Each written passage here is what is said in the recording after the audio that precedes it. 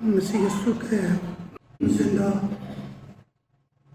बाबर के नाम में आप सबको सलाम।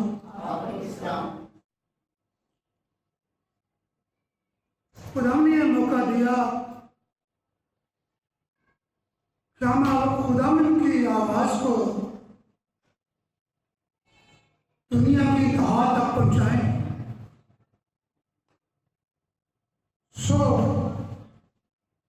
ये जो हम रिकॉर्डिंग करते हैं, आपको पता चर्च की एक साइड है शेफर्ड ऑफ गॉड मिनिस्ट्री, क्या नाम उसका? Shepherd of God ministry. और जीसस पेंटिकॉस्टल चर्च के नाम से भी एक पेज है। आप जहाँ से भी खोलोगे आपको पिछले मैसेज मिलेंगे। और यही भी और साथ साथ यूट्यूब पे भी हम इन मैसेज को भेज रहे हैं, क्योंकि लिखा तुम दुनिया की तहा तक मेरे दुआ हो गए। खुदा ने इसी तरह से इस्तेमाल किया जैसे भी खुदावन हमें इस्तेमाल करता है। हम खुदा का शुक्र अदा करते हैं कि खुदावन इस तौर से भी हमें इस्तेमाल करता है कि खुदावन की आवाज़ को हम दुनिया के कोने कोने तक पहुँचाएँ। आज के सच्चे वक्त के लिए जो खुदा ने फिर बख्शा, हम खुदा की हज़ूरी में थोड़ी देर के लिए अपने सिरों को फिर झुकाएंगे और दुआ करेंगे। खुदा कादिर मुतअल्लिक़ खुदा रब्बुल फ़ाज ज़िंदा आसमानी बाप, एक बार फिर तेरी बाप हज़ूरी में हम झुके हैं। तुम्हारे दिल तेरी हज़ूरी में शुक्रगुजारी से भरे हुए हैं और हम शुक्र करते हुए तेरी बारगाह में दाखिल हुए और शुक्रगुजारी से तेरे सामने झुके हुए हैं और शुक्र करते हुए आज की सुबह तूने फिर हमें रूहानी तौर पे मामूल किया, रूह कुद्दूस की खुशी ताकि और खुशी के साथ अपने मज़हब पे खड़ा किया ताकि हम रूह कुद्दूस के साथ बड़े हुए तेरी खिदमत करें। आज ये कलाम हमारे लिए, सुनने वालों के लिए और जहाँ जहाँ ये कलाम पहुँचे सब के लिए बात से बरकत ठहरे। यीशु मसीह के नाम से मांगते हैं, आमीन।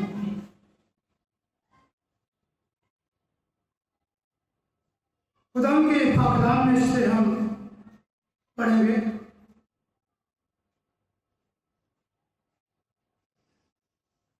अहद अतीक में से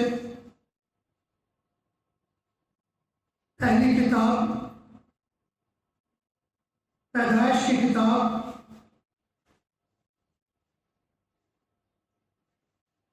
पहला बाब और उसकी 26वीं आयत। फिर खुदा ने कहा कि हम इंसान को अपनी सूरत पर अपने शबीह की मानद बनाएं। और इसी के साथ हम पढ़ेंगे दूसरा बाब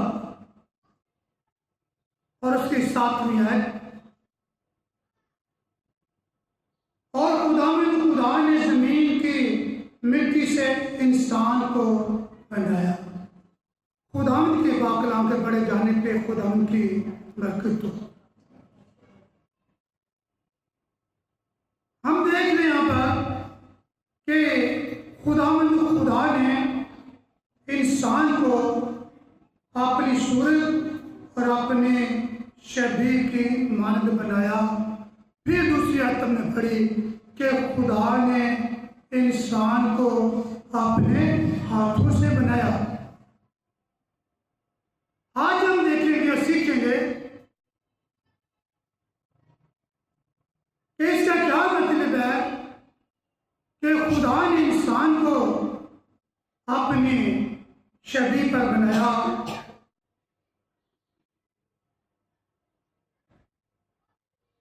खुदा ने इंसान को अपने हाथों से बनाया।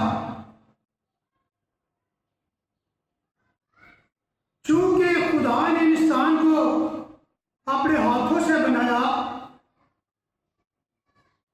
इसीलिए इंसान खुदा की तमाम मखलूकात से मुनफरिद है। क्योंकि इंसान में दोनों चीजें पाई जाती हैं, इंसान फानी बदन भी रखता है और लाफानी रूह भी रखता है। चूंकि हम खुदा की शबीह या खुदा की मानद हैं,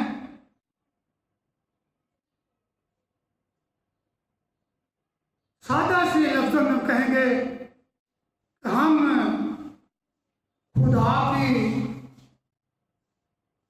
मुशाहबत थे। लफ्ज थे मैंने कहा, यह बागे अदन का वाक़या है कि खुदा ने इंसान को अपनी शबीह पे बनाया और वो खुदा की शबीह पे थे। आदम के बारे हम देखते हैं कि आदम इस सेंस में खुदा की मानद ना था कि खुदा भी जिस्म या खून रखता है। खुदा जिस्म और खून नहीं रखता। इस राज से आदम को हम नहीं कहते कि आदम इस राज से खुदा की मानद था। यूहन्ना की अंजील के 4 बाब की 24 आयत अगर पढ़ें तो वहां पे लिखा है खुदा रूह है, खुदा रूह है। और खुदा का वजूद बगैर जिस्म के है, क्योंकि खुदा रूह है। ताहम आदम का जिस्म खुदा की जिंदगी का अक्स यहां तक था कि आदम मुकम्मल सेहत रखता था और उस जिस्म पर मौत का कोई इख्तियार ना था।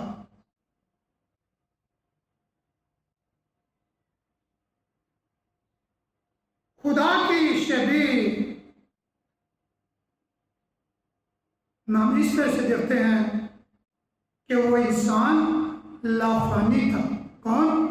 आदम और हवा लाफानी थे और खुदा ने इंसान को जानवरों से, तमाम मखलूकात से अलहदा किया ताकि वो उन पर इख्तियार रखे। मेरे साथ पढ़ते हैं पैदाइश की किताब 1 बाब और उसकी 28 आयत।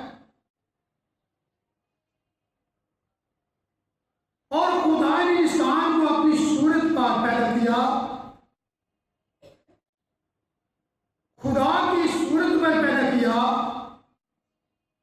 नार और नारी उनको पैदा किया। और खुदा ने उनको बरकत दी और कहा कि फलो और बढ़ो और जमीन को मामूर और महकूम करो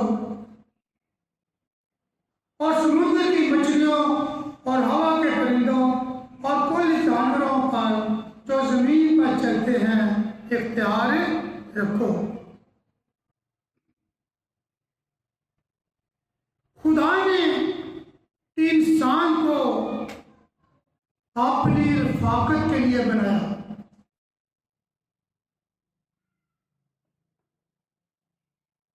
खुदा ठंडे वक्तों में आकर आदम के साथ बातें करता था और इंसान का खुदा के साथ यह पहला रिलेशनशिप था, यह पहला रिश्ता था कि इंसान खुदा के साथ बातें करता और खुदा के साथ रफाकत रखता था।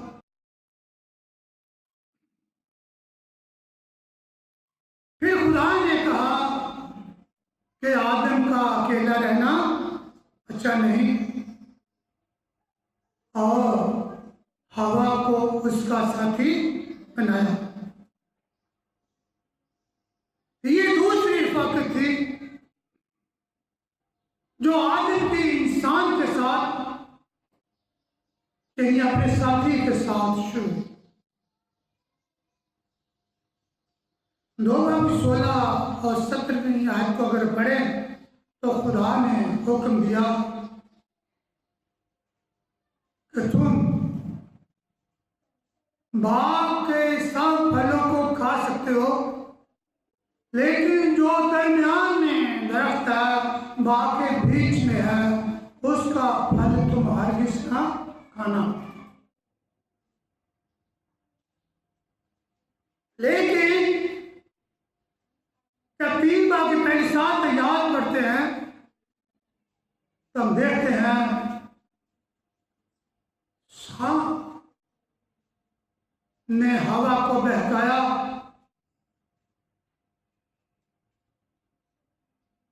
और हवा सांप के बहकावे में आ गई, तो उसने फल लिया और खुद भी खाया और अपने शौहर को भी दिया और उसने भी खाया।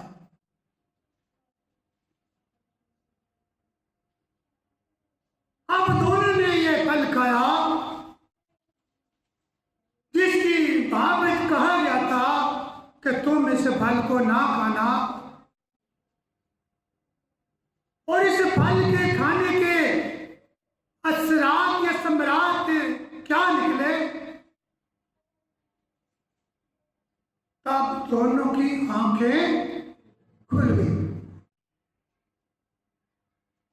और उन्होंने मालूम किया कि हम क्या है, नंगे।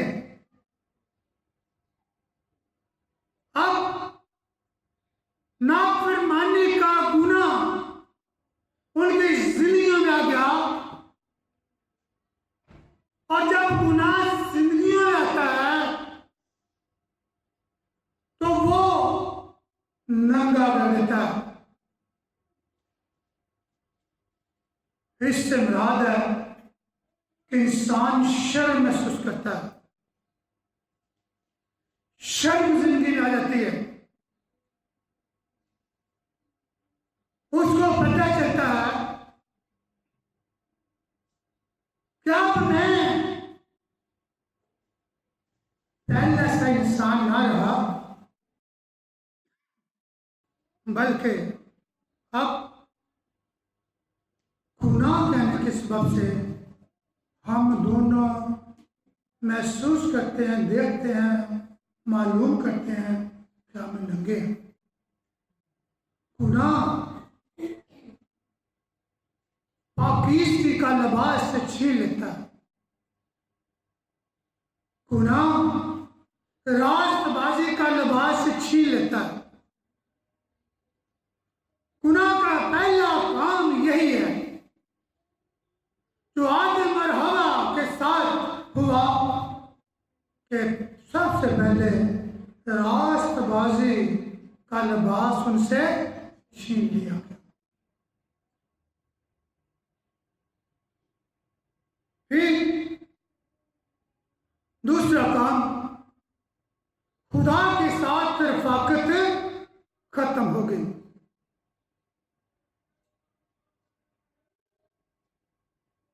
रिलेशनशिप खत्म हो गई। अब गुनाह की मजदूरी मौत है। जिस दिन तूने खाया तू मरा। अब आदम और हवा पर मौत ने कब्जा कर लिया और लिखा पहले आदम के सबब से गुनाह इंसान में आया और सब इंसानों में फैल गया। अब खुदा की शबीह पर और खुदा की मानद ना रहे, लेकिन क्या इंसान अब भी खुदा की शबीह पर हो सकता है या इंसान खुदा की मानद हो सकता है? क्या यह वाकया आगे अदन ही का था कि खुदा ने इंसान को अपनी शबीह पे बनाया और गुनाह के सबब से तब्दीली आई? क्या दोबारा कोई हमारे लिए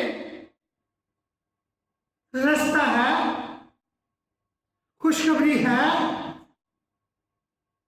कि हम फिर खुदा की मानद बन सकते हैं? बेशक आपके लिए खुशखबरी है।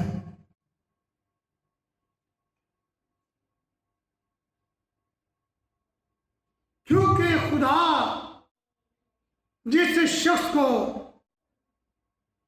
रिहाई देता है वो शख्स खुदा की हकीकी शबीह पर बहाल होना शुरू हो जाता है। किस तौर से? अपने आप को नया बनाने से। हमने पढ़ा लिखा है, तब उनकी आंखें खुल गई और उन्होंने मालूम किया कि वो नंगे।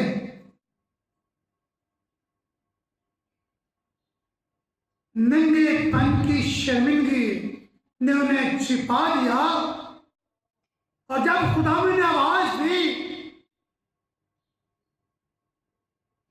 कहे आदम तू कहां है? तो आदम ने क्या जवाब दिया? हम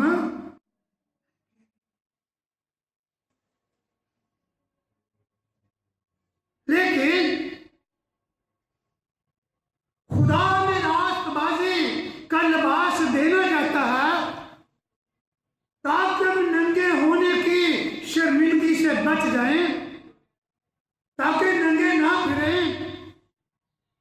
खुदा में रास्तबाजी का लिबास देना चाहता है। पौलुस रसूल इस की कलीसिया को खत लिखते हुए 4 बाब की 24वीं आयत में लिखते हैं, और नई इंसानियत को पहनो। अगर नंगे हो, अगर गुनाह के सबब से नंगे हो गए, अगर बदी के सबब से आप नंगे हो गए, आदम की तरह कहते हो कि हम नंगे हैं, मालूम करते हो आदम की तरह कि हम नंगे हैं, तो फिर पौलुस रसूल इस की कलीसिया को जैसे लिखते हैं 4 बाब की 24 आयत में, क्या? और नई इंसानियत को पहनो जो खुदा के मुताबिक सच्चाई की रास्तबाजी और पाकीज़गी में पैदा की गई है। ऐसी चीज को पहन लो, ऐसी पोशाक को पहन लो जो खुदा के मुताबिक सच्चाई की रास्तबाजी और पाकीज़गी में पैदा की गई। जब ऐसी पोशाक पहन लेंगे तो फिर हम नंगे ना। जब हम नंगे ना होंगे तो फिर हम खुदा के सामने दिलेरी के साथ आ सकते हैं। हम आदम और हवा की तरह छुप नहीं सकते। जब खुदा आवाज देगा तब दिलेरी से कहोगे, आए खुदा फरमा, क्योंकि तेरा बेटा तेरी बेटी सुनती है। फिर कहोगे, खुदा फरमा, देख मैं हाजिर हूं।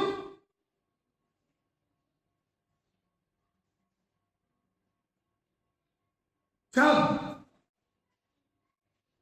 नई इंसानियत को पा लेते हैं तो फिर हम खुदा की मर्जी के लायक उसके बेटे और बेटियां बन जाते हैं। फिर खुदा का रूहुल कुद्दूस दिलों के अंदर बस जाता है और फिर एक बार नए सिरे से हम खुदा की मानद बन जाते हैं। पौलुस रसूल फरमाते हैं, मेरी मानद बनते जाओ जैसे मैं मसीह खुदा की मानद बनता जाता हूं। फिर हम बनते जाते हैं, दोबारा मसीह खुदा की मानद बनते जाते हैं। जब हम नई इंसानियत का लबादा ओढ़ लेते हैं, फिर पौलुस रसूल कुरिन्थियों की कलीसिया का नाम दूसरे खत के 5वें बाब की 17वीं आयत में फरमाते हैं, इसलिए अगर कोई मसीह में है तो वो नया मखलूक है। क्यों? अब वो पुराना मखलूक नहीं रहा, अब पुरानी इंसानियत नहीं रही, उसके ऊपर नया लिबास पहन लिया है। इसलिए अब वो नया मखलूक बन गया। पुरानी चीजें जाती रही, देखो वो नई हो गई। तो जब पुरानी चीजें जाती रही जो गुनाह के सबब से थी, नाफरमानी के सबब से थी, खुदा की दूरी के सबब से थी, जब वो चीजें जाती रही तो फिर नए मखलूक बन गए। जब नए मखलूक बन गए तो फिर खुदा की शबीह पर और खुदा की मानद बन गए। हालेलुया, सोच सके हालेलुया, हालेलुया, हालेलुया। ये खुदा ने मेरे और आपके लिए रास्ता रखा। कैसे? खुदा हमारे गुनाह माफ करता है। जब हम उसके हुजूर में आकर गुनाह का इकरार करते हैं, मुआफी करते हैं, तो खुदा जिसने अपना बेटा इसलिए दे दिया ताकि जो कोई मान लाए लाख न बल्कि हमेशा की जिंदगी पाए। तो जब ईमान ले आते हैं तो फिर जैसे आदम हवा के पास नाफरमानी के गुनाह से पहले हमेशा की जिंदगी थी, मेरे और आपके पास उस तरह हमेशा की जिंदगी आ जाती है। जब हमेशा की जिंदगी आ जाती है तो फिर हम खुदा की शबीह पे बन जाते हैं। फिर हम नंगे नहीं रहते, फिर हम नए मखलूक बन जाते हैं। फिर सब कुछ बहाल हो जाता है। जो कुछ गुनाह के सबब से खो जाता है वो फिर मिल जाता है, बहाल हो जाता है, रिस्टोर हो जाता है, आना शुरू हो जाता है, मिलना शुरू हो जाता है। और फिर अबदी जिंदगी मिल जाती है। फिर खुदा के साथ रिश्ता बहाल हो जाता है। फिर मैं और आप खुदा के बेटे और बेटियां बन जाते हैं। फिर खुदा बाप हमारा खुदा कहलाता है। फिर हम दलेरी के साथ खुदा बाप के पास आकर जो कुछ बाप से कहते हैं, खुदा बाप वही करता है। तो कहता है जो कुछ तुम मेरे नाम से बाप से कहोगे वो ही करेगा, वो मेरे नाम से वही कुछ करेगा। क्योंकि रिश्ता बहाल हो गया बाप बेटे का, टूटी रफाकत बहाल हो गई गुनाह किस वक्त से। आज मेरे आपके लिए यह मौका है। अगर रिश्ता टूट चुका किसी गुनाह के सबब से, किसी नाफरमानी के सबब से, खुदा से दूरी है, तो आज मौका है कि आज खुदा के उस मंसूबे को, जिसके लिए उसने अपना बेटा दिया, और सब खुदा के बेटे के बारे यूहन्ना फरमाता है, देखो खुदा का बर्रा तो जहान के गुनाह, बेशक उसने मेरे और आपके गुनाह में उठा लिए। अगर आप उसके पास आकर कहते हो कि खुदा मैं इकरार करता हूं और तौबा करता हूं कि मैंने गुनाह किया और माफी मांगता हूं, तो वो आज भी आपके गुनाह मुआफ कर देता है। फिर जब आप सच्चे दिल के साथ खुदा के पास आते हो, तो फिर आपको खुदा कबूल करता है। आप नए इंसान बन जाओगे, आप नया लिबास पहन लोगे, फिर आप नंगे नहीं रहोगे, फिर पाकीज़गी का लिबास होगा, क्योंकि खुदा की आंख गुनाह को देख नहीं सकती। लेकिन जब आप पाकीज़गी का लिबास पहन लोगे, तो फिर ये रिश्ता बहाल होगा और खुदा आपके पास आएगा, फिर नींद में, ख्वाब में, रोया में आपसे वो बातें करेगा, क्योंकि रिश्ता बाप बेटे और बाप बेटी का बहाल हो गया। फिर आप कहोगे कि खुदा ने मेरे से ये बातें की। खुदा बोलना शुरू कर देता है, फिर लिखा खुदा एक बार बल्कि 2 बार बोलता है। किससे? आपसे। वो लोग जो खुदा के लोग हैं, जिन्होंने नई इंसानियत का लिबास पहन लिया, जो नए मखलूक बन गए, खुदा एक बार बल्कि 2 बार उनसे बोलता है। खुदा बोलता है। पहले हमने देखा खुदा आदम से किस वक्त मुलाकात करता था? ठंडे वक्त में। अब खुदा किस वक्त मुलाकात करता है? हर वक्त धूप हो, गर्मी हो, शिद्दत हो, सूरज चमक रहा हो, बर्फ पड़ रही हो, आप जब भी रातों के किसी पहर में उठकर खुदा की हज़ूरी में आते हो, दोपहर के वक्त आप खुदा के पास आते हो, तो खुदा को पुकारते हो, तो खुदा आपके पास आ जाता है, मुलाकात करता है, आपकी दुआओं को सुनेगा, आपकी प्रस्तुश को सुनेगा, आपकी फरियादों को सुनेगा, आपको दुखों बीमारियों से शिफा देगा, आपकी मुरादें पूरी करेगा, औलाद की बरकत देगा, मौजूद करेगा। क्यों? क्योंकि अब खुदा बाप और इंसान, भटका इंसान वापस आ गया और उनमें रफाकत होगी। अब हम खुदा में एक हो जाते हैं। और लिख रहा है, फिर मैं और बाप आपका उसके साथ क्या करेंगे? रफाकत रखेंगे, खाना खाएंगे।